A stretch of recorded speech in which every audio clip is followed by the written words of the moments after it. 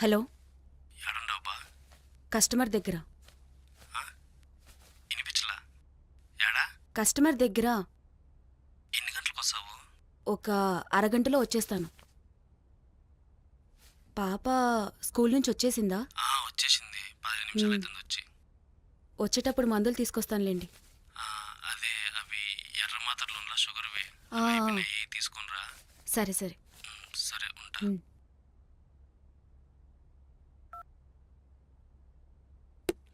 ఎవరు? మా ఆయన.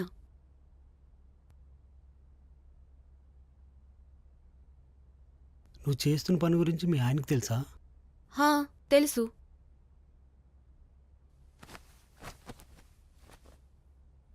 ఏమనడా?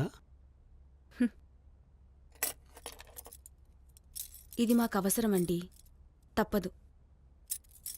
ఎంత అవసరమైనా మీ ఆయనకు తెలుసు కూడానా? అవసరం పెద్దదైనప్పుడు ఆ అవసరం కోసం మనం చేసే తప్పులు పెద్ద తప్పుల్లా అనిపించవు.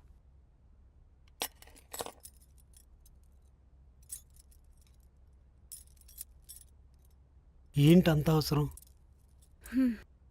6 నెలల క్రితం మా ఆయన క్యాబ్ నడిపేవాడు. నేను ఇంట్లో ఉండేదాన్ని, వంట చేస్తూ టీవీ సీరియల్స్ చూస్తూ.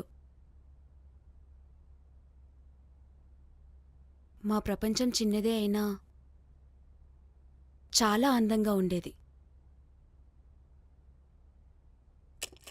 ఒకరోజు మా ఆయన నడిపే కారుకి యాక్సిడెంట్ అయ్యి ఆయన 2 కాళ్ళు పోయాయి. అప్పట్నుంచి ఆయనతో పాటు మా ఇల్లు కూడా నడవడం ఆగిపోయింది.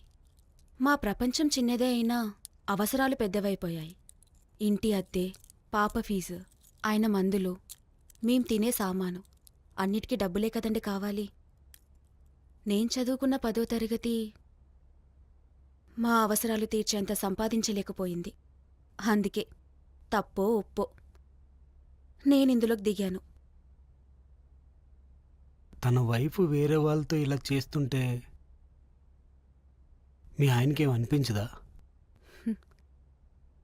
ఇదే మాట ఒకరోజు నేను మా ఆయనని అడిగాను.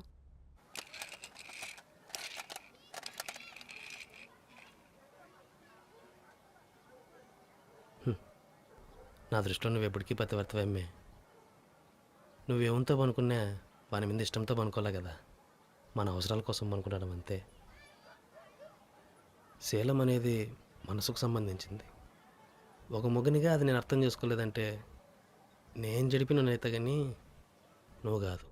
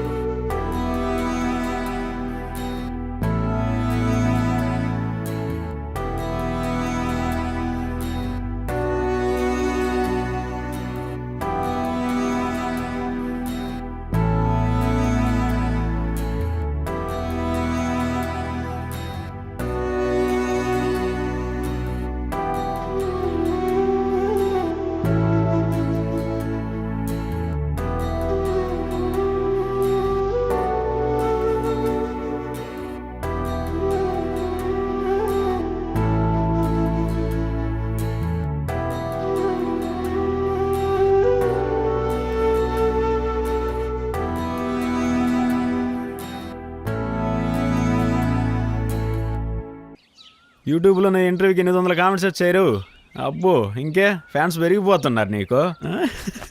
ఏది ఒకసారి చదువుతాను. కప్పులు కడుక్కునే వాడిని కూడా సెలబ్రిటీని చేస్తున్నారా? కర్మరా బాబు, ఎవడో పెట్టాడమ్మా ఫస్ట్ కామెంట్ అదే. రే, యూట్యూబ్ వీడియోస్ అన్నాక 2-3 నెగిటివ్ కామెంట్స్ వస్తాయిరా, అవి మామూలే. అంతేలే. చదువు. ముందు ఆ యాంకర్ గారిని అనాలి, ఎవడిని పడితే వాడిని ఇంటర్వ్యూ చేస్తున్నాడు. ఒరే, నెగిటివ్ కామెంట్స్ 2 కాదురా, అసలు పాజిటివ్ కామెంట్సే 2 వచ్చాయి. మిగతా అని నెగిటివ్ కామెంట్సే. గట్టిగా వేసుకుంటున్నారు.